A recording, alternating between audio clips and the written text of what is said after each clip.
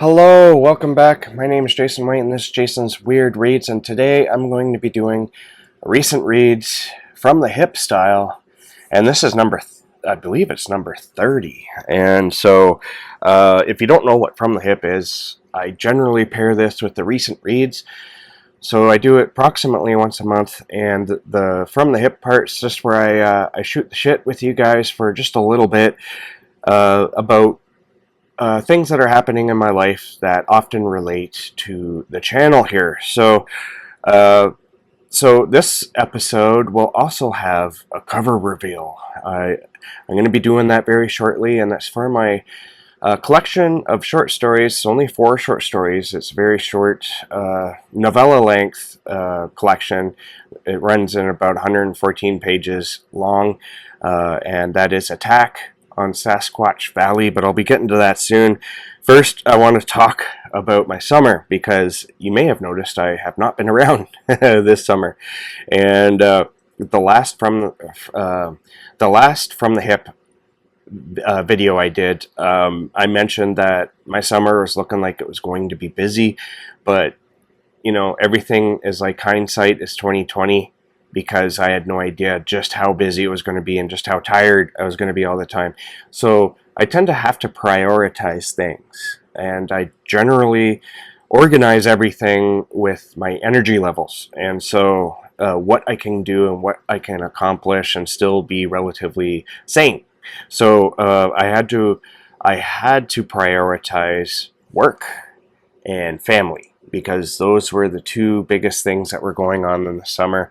My summer became 10-hour shifts, and it was very physical, hard labor that we had to do, which is something that happens where I work every summer. So you might see me disappear during the summers going forward, because I do this as a hobby, and I really enjoy making booktube videos, but sometimes things have to come first. And when I was off, because we had 3-day weekends, when I was off work, I was always doing something with the family. And I had a short vacation, because this is a new place of an employment for me. I had less than a week off for vacation, and we went places and did things. It was a lot of fun, but I didn't read much either. My reading went way down, like from 8 or 9 books a month to like maybe 1 or 2. So that's why this from the hip and recent reads has been a long time coming. So my apologies for my absence. And at the end of the summer, when school started up, and it wasn't the school's fault, it was actually I believe it was my wife's work place, we all ended up really, really sick. And this illness was something else. I've never been so tired. I slept a lot. I was sleeping like 12 to 14 hours a day. I was like incredibly stuffed up. I have this dry cough that lingers, and it will not go away. You may hear me hack and cough, because I can feel it there right now. There, I had to take care of it. Anyways, and being stuffed up, it was like bricks in my sinuses that wouldn't budge unless I took like Dristan inhalers to clear it out. And that would only, it says on the bottle it's supposed to last 12 hours. It would only last like 3 hours before I needed more. It wasn't the worst I've ever been sick, but it was definitely high up there. And the worst part of it is how it lingers. It's like I'm better now, but parts of it are still there. And it feels like I'm still recovering from it. And my wife, she feels the same. My son caught it, and he bounced back in like 2 days, man. I wish I was young again. So, because of all this stuff, as you may remember, you may not, but you may remember, I was going to release the book I just mentioned, Attack on Sasquatch Valley, on October the 10th. I have decided to move it a bit farther down, not too much farther. I am now going to release it October 22nd, 2024, so just over a month from now. And there's a couple reasons. One, because I got behind on all the edits and whatnot that I'm finishing up. I mean, like, seriously behind. And also, I'm going to have a guest on the show who writes a lot of Sasquatch horror stories, and he's going to be on the Monday morning before the release date. And I thought it would be kind of cheeky of me to do that. Cheeky in a good way. Stay tuned to find out who it is. You'll probably be able to figure it out, though. I'm going to spoil it, actually. I'm not going to tell you the name, but he gave me a blurb for this little collection, and it's on the front cover. So speaking of the front cover, I am now going to show you the cover, the finished artwork for Attack on Sasquatch Valley. This is the cover here. The artwork was done by Gemma Amor. She hand painted this with watercolors, and she pretty much nailed exactly what I wanted for this cover. There's a few differences that she took upon herself to do, and I had no complaint whatsoever about it. I just said it was everything was good from the get-go, because there's a couple reasons why I wanted Gemma Amore to do the cover work or the cover art for this book. One reason is because I'm a huge fan of her cover artwork, her color paintings, her watercolor paintings. Those specifically, I love watercolor art, and I love that she has incorporated horror into her watercolors, and so I really wanted that. And I'm also just a big fan of her fiction. I love reading her work. I've read not all of her work, but a good majority of it. So I thought it would be fun, honestly, to have something like that within my own canon of work, no matter how small it is. And so I contacted her, and I set it up. And so that is the cover. I mean, I couldn't be happier. I love the colors in this, like in the sky. And I described to her what I wanted, because everything in this picture depicts something in the novel itself, or the stories. So I hope I'm gonna try to figure out how to do like pre-orders and all that, and we'll set that up soon, hopefully, and hopefully you'll pre-order a copy. If not, then buy a copy when it's out, and I can't wait. I'm excited. All right, so next up is the book club choices for September. Now, you may have noticed I said choices here, because we had one hell of a crazy poll. Now, I've had this problem before where two books have tied, and then I put in another post to try to break that tie, and it didn't work this time. Well, it did work, actually. So the two books were Smalltown Horror by Ronald Malfi and The September House by Carissa Orlando, and those two books went neck to neck throughout the first round of polls, and they won tied. And so I put them up again, and Fable only does the polls for 3 days before they close. So it was like hours before the poll closed, before somebody broke that tie, and Smalltown Horror ended up winning, like I said, within the last 12 hours of that poll. And I was like, what am I going to do if they both win again? I was like, so I decided early on, while that poll was still neck to neck, remaining 50% each for nearly the whole duration, I was like, you know what, we'll just split the month up and read both books. And then I felt disappointed when Smalltown Horror ultimately won. I was like, well, I kind of wanted to do both books in the month, and so I did yet another poll. Asking the group if they would be cool with reading two books in 1 month, and that was a resounding 100%.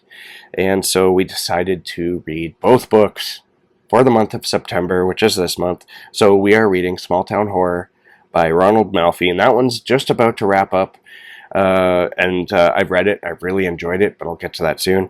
And The September House by Carissa Orlando, which I will be starting this week, if not the following week, because this week is the week of weird. So we will see when I start that. It might be a little late, but I can probably go through it really quickly. All right, so What am I currently reading? Well, to be honest with you, I am in this really weird place right now. I'm not suffering a reading slump by any means, but I generally read 2 or 3 books at the same time, and I'm finished all my books, and some of them I'm waiting to start for the week of weird. So I'm gonna have to start early. I'm probably gonna start this today.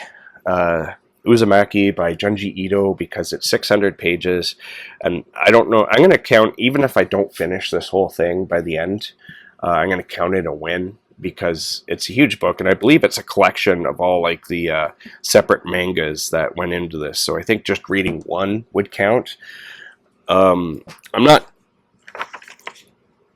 Yeah, I'm pretty sure that's how it would go. But my plan is to try and finish this in the week. If I don't, then I'll finish it maybe later next week. But so I'll start this, I guess. And I'm going to be starting on Sunday, which is September the 15th, House of Bone and Rain by Gabino Iglesias. And I will also be starting at the same time Hawk Mountain by Connor Habib. And both those books are supposed to be weird fiction. I don't know about House of Bone and Rain being cosmic horror. I've heard it compared to Lovecraftian fiction, so I guess we'll see. And Hawk Mountain is supposed to be about a high school teacher who loses his marbles. I don't know to what extent and what that means. If it's going to like play on reality, or if it's going to be like a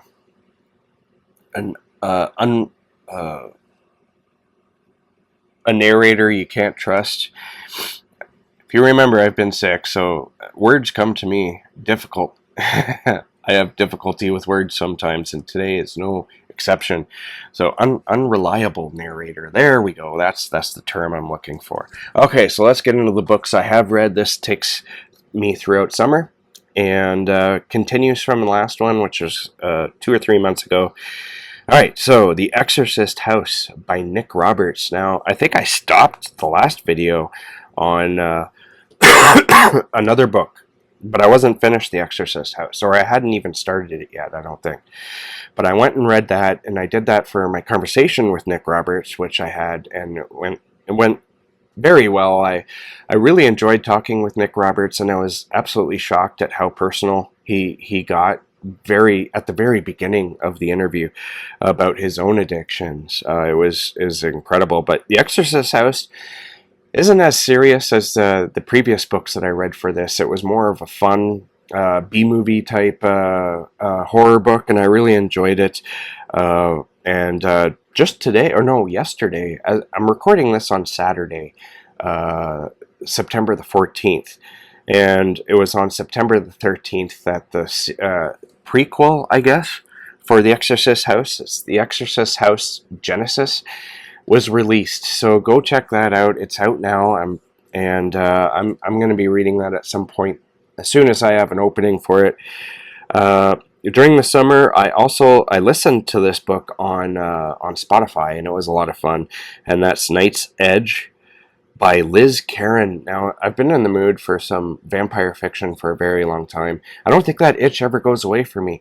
I keep running into people saying that they don't like vampires, and I don't know if the vampires they don't like are like the or the creepy ones, or the Anne Rice type vampires, or the Twilight type vampires, or just vampires in general. But I love vampires, and when I try to think as to why I love vampires, I don't have an answer. I think it stems from my childhood, because when I was in my teens, I was obsessed with vampires for a long, unhealthy amount of time. So I love vampires, and I read this one, and what I really enjoyed about this was how it takes real life issues, and it throws in a vampire. And by real life issues, I mean the story itself is about a young woman who's growing up with her single mother, and she is turned into a vampire, and so she also has this very toxic boyfriend, the one who incidentally turned her into a vampire. And so there's some interesting family drama going on surrounding that.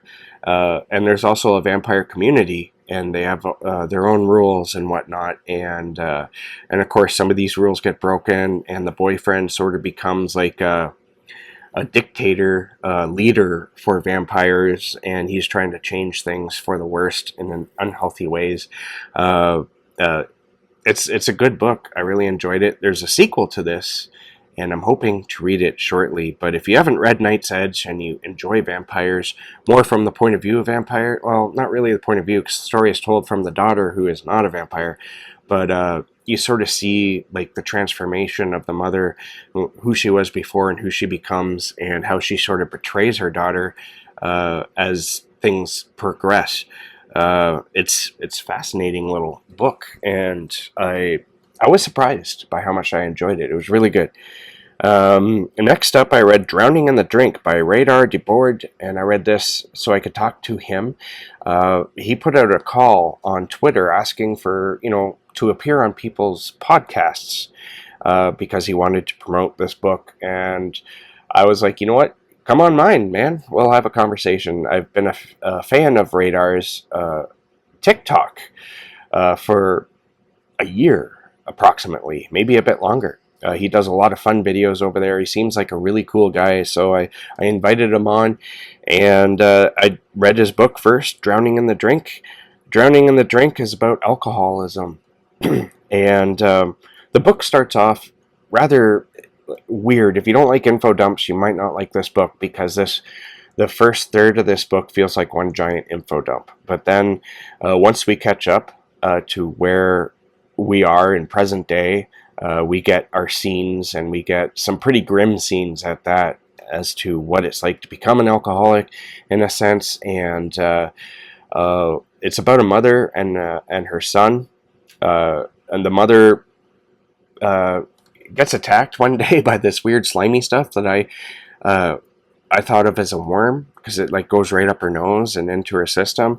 And the thing that I love about this book is how it mixes exactly why some people drink, is to escape their own minds, because this worm thing gives them intrusive thoughts and intrusive voices that continuously chatter in her head, and the only way to silence them is to drink. And the more you drink, the more you have to drink in order to silence them, because you're building a tolerance to it, and so it becomes quite the debilitating addiction.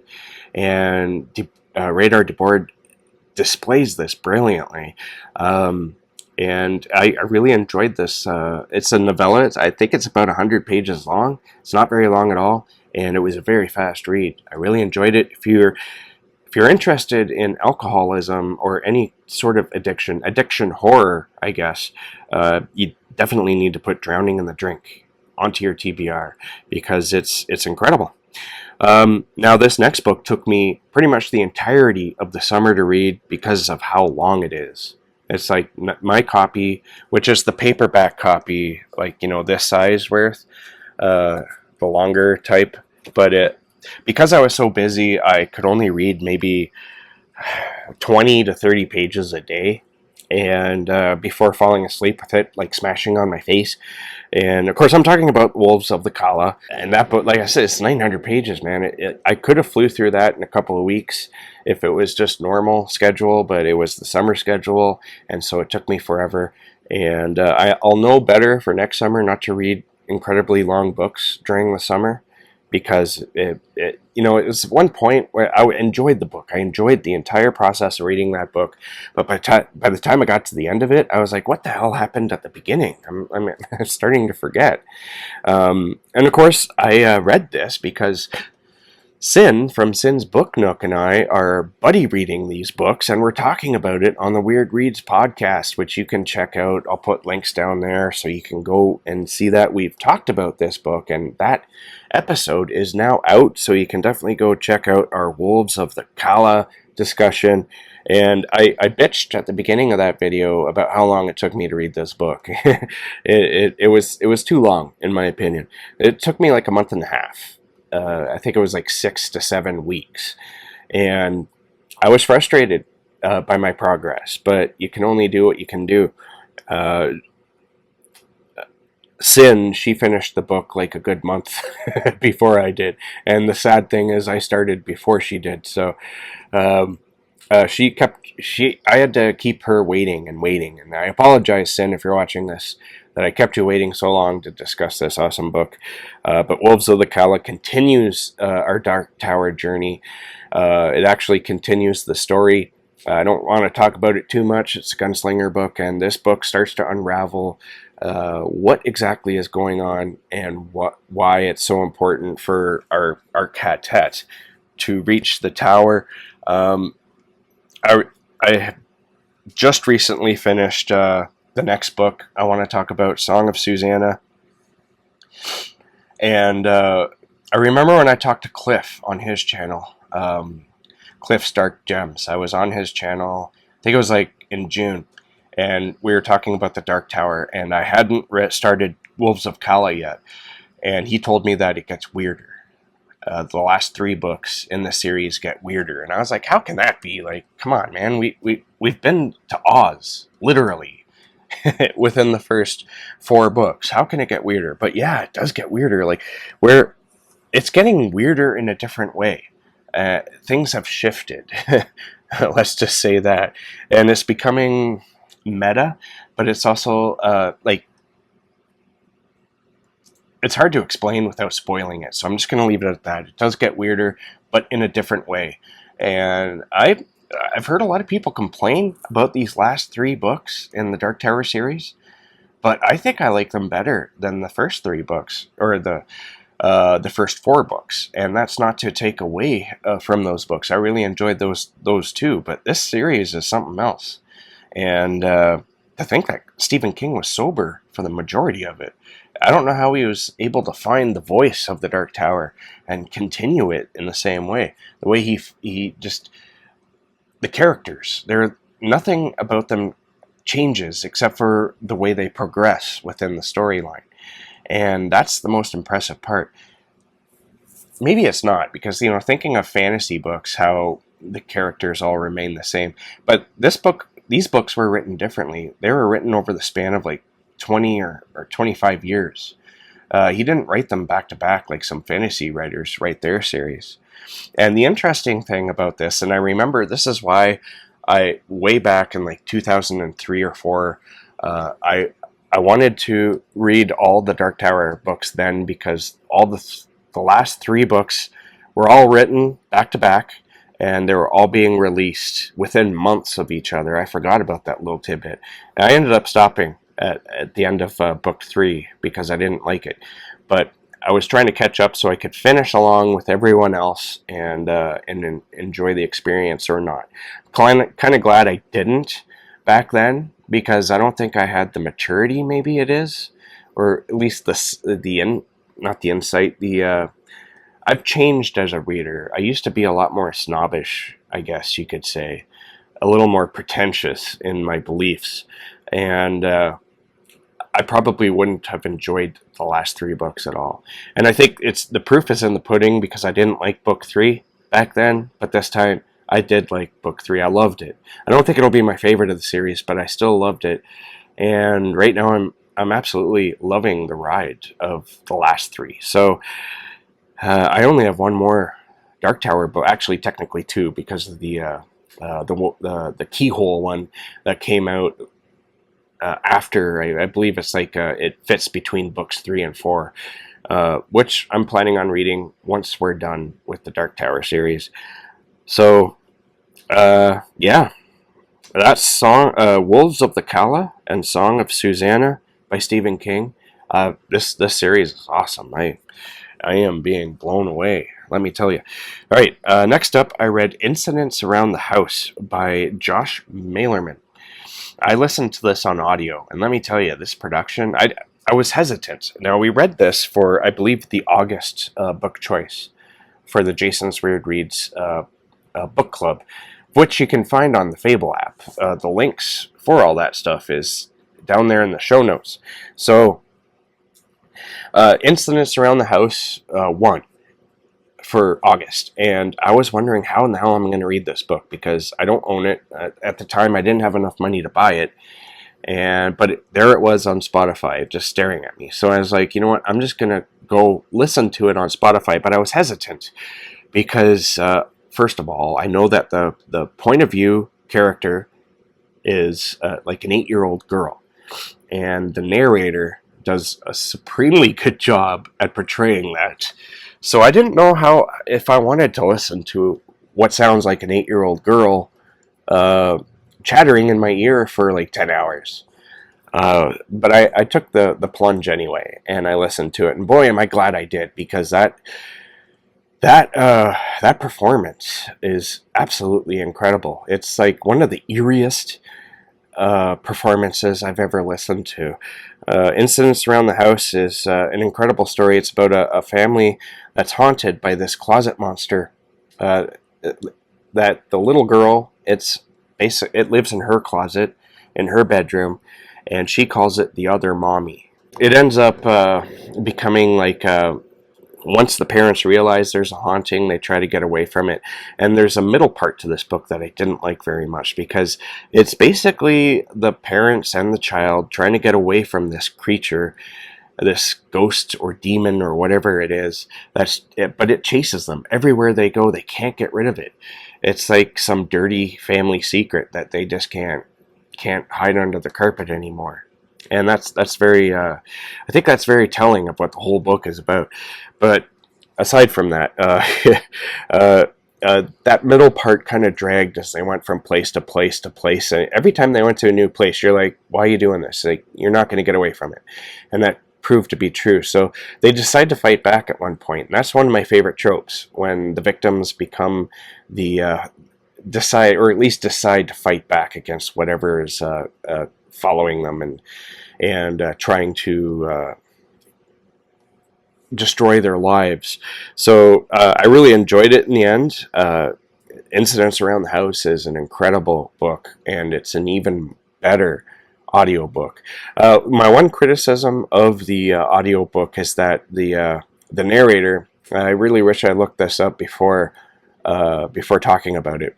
But although she does an incredible job, she sounds a bit younger. The girl's like 8 years old, but her portrayal sounds more like a 4 or 5-year-old instead of an 8-year-old.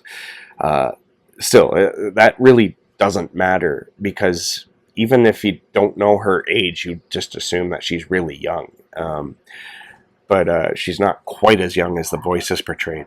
Regardless of all that, it comes over creepy as hell. And I can't imagine listening to this too much while in bed in the dark, like I did a couple of times, which was a mistake, because that just gives you the shivers and then you have trouble sleeping. So good job to everyone involved in this production. It was awesome. I absolutely adored my time. Next up, I've been hankering for some fantasy lately. I usually read fantasy. For me, it's always like horror and fantasy, but for the last 2 or 3 years, I just haven't been reading fantasy. I don't know why. It's just one of those things. And for some reason, the slice of life, cozy fantasy, just seemed really appealing. I think it's because I was kind of burning out at work a little bit. I was tired all the time. I just wanted to read about people sitting around drinking coffee, and maybe not necessarily people. And so I checked out Legends and Latte. I haven't heard too many bad things about this. It's, of course, written by Travis Baldree, and it's narrated by Travis Baldree. But I read it on my Kindle. I decided to just buy it and read it. So I did, and I really enjoyed myself. It's about this orc woman who decides to leave. She's been squirreling away money while being like a bounty hunter type of job, mercenary bounty hunter type of. She works with a team, and they tend to go get like people. They either go and kill people who they're paid to go kill, or they go retrieve them and bring them back, whatever the case, right? Which is a pretty violent lifestyle, and she's tired of it, so she decides to squirrel away her money, and she does so. She does so for a very long time, and then she retires from that lifestyle, and she goes to a town. She has this magical artifact that she kind of stole from her team. And that does come to bite her in the butt later on. But Uh, Moving on, without spoiling anything too much, she uses that magical artifact to find the perfect spot to open a coffee shop, uh, where she's pretty much promised to be very successful, and it works. She We go through the process of her finding the right spot. It turns out to be like stables for horses that this alcoholic owns, and so she buys the property from him and the building, and she finds a shipbuilder, I believe it is, to remodel the entire inside to make it into a coffee shop, and then she hires on a waitress and a baker. The waitress, she's like a succubus, I think, a demon succubus. A very nice one, may I add. And her baker is a rat, a walking, talking rat. And it was just fun to read. I want to read more in this world. There is another book that Travis Baldree has written, but it's a prequel. I'll probably read it because I love this one so much. But I don't want the prequel. I want the sequel. I want more in this world. But I'm pretty sure he's writing this series, so I guess we'll see. Hopefully he releases more within this. I really enjoyed it. It was a complete 360 from what I've been reading, but it was very enjoyable. Okay, so last up for the first half of September, I finished Smalltown Horror by Ronald Malfi, and the last time I read a Malfi book was Come With Me earlier this year. I think it was May or June, and I praised Malfi and called him my favorite writer, or not my favorite writer, like as in number one, but a favorite writer. He'd make the top 10 for sure, and he still would. Although this book, I don't think was as strong as the other two books I've read. I would say out of the three, this is the weakest, and that's not to say that it's a bad book by any means. There's just a few things that I felt were kind of weird about this book, so I'm going to criticize it a bit, but it's not that I didn't enjoy this book. I still gave it 4 stars. I still loved the hell out of it, but there were periods of in this book I was wondering what the hell is going on. First is, none of the characters are likable. None of them have any redeeming qualities. They're all scum. Scum of the earth, and there are heroes. They're kind of anti-heroes, I guess, in a way. They've done something bad in their past, and it's coming back to haunt them. So our main character, who's a lawyer, which I guess maybe, even though he seems to be like a pretty upstanding lawyer, a good guy lawyer, is, that's, I guess, a telling tale. Usually Ronald Malfi's characters, that at least from what I'm aware of, they work either blue-collar jobs or they're like in the publishing industry in one fashion or another. But our main character, his wife is in the publishing industry, so there's that. But yeah, he has to go. He gets a phone call one night saying that something has happened, and he has to go back in order to help them take care of it. So it's that common trope that Ronald Malfi seems to really enjoy too, of going back home to confront his past, and all his friends are, well, at least one of his friends are very concerned about like a curse or a ghost or something is coming back, and they're all going to pay for what they did. So this book has some twists and turns in it, nothing absolutely huge, but by the end I was totally on board, and I ended up loving this book. I think I just need to read it again. So maybe I had my expectations were subverted a little bit, and it just didn't work out as well for me as it did with the first 2 books of his that I read. But even though the characters were unlikable, I was able to continue on the book no problem, even though I didn't like any of the characters. And the reason for that is because they were interesting and there's something going on. And, when it's proven that these characters are unlikable for a reason, you're just like, yeah, I get it now. But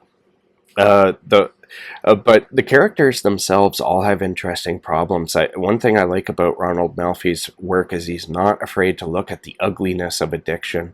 There's a couple of characters in this book who have either addiction to drugs or alcohol, and Malfi doesn't show it as like the, you know, oh, the funny sort of comical way. He goes into how ugly it is, and how unattractive, and how would you want this to rule your life. He goes into the dirt with character addiction, with addiction itself, regardless of what it is you're addicted to. So long as it's like mind altering or body altering. And this book it's dark from the first page to the end. It's not a happy read whatsoever. And in the end, I loved it. I don't think it'll be my favorite Ronald Malfi, but it's definitely. I have to read more, and maybe one day I'll rank them. Like I'm thinking of ranking the Dark Tower series after I'm done reading all of them. So stay tuned for that. I think I've rambled on long enough here. Overall, it was a successful summer because I enjoyed pretty much there was nothing that I read that I was like, oh, this is awful. So thank God for that. Everything I read kept me going, and was just a joy to read. So thank you to everyone who stuck around, not only for this video and the length of it, but while I was gone during the summer.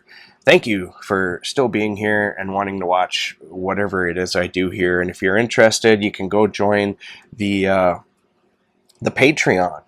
There's a couple of tiers there. You can get some free stuff and weekly vlogs, which I had to put on hold for the summer, and so therefore I put a pause on people paying because I just didn't feel it was fair if I wasn't doing anything. So come join come join the Patreon if you want. You can join the Discord. I have a Discord.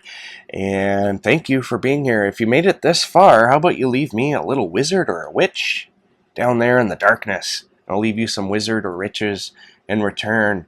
And if you don't have the wizard or witch emoticon, just say wizard and witch. I don't care. I'm easy. I'm very easy to please. So thank you for joining me. Keep being weird, my friends. And keep being creative. And I'll catch you guys in the next bookish video.